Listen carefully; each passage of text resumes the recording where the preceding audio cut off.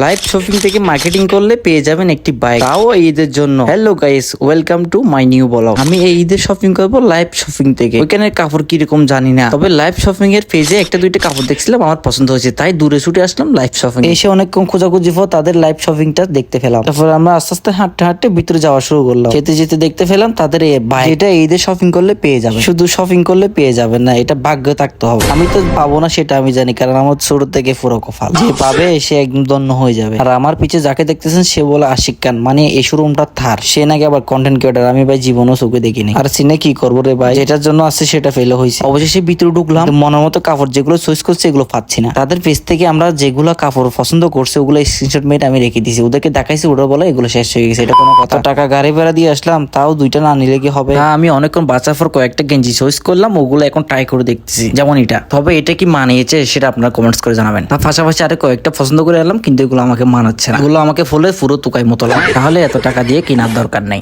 আমি যে দুইটি পছন্দ করছি সেটা হচ্ছে একটি শার্ট আর একটি হচ্ছে গেঞ্জি। ওই দুইটা দামই চলে আসছে আপনার 1695 টাকা। ডিসকাউন্ট দেওয়ার পর ও মা, দুইটা কাপড় কেনার পর আমাদেরকে এই লটারিটা দিয়ে দিচ্ছে। ভাই এগুলো দিয়ে লাভ নেই, আমি জানি আমি জীবনও পাবো না, কিন্তু আমার মনের মতো শপিং করতে পারি নাই। So sad.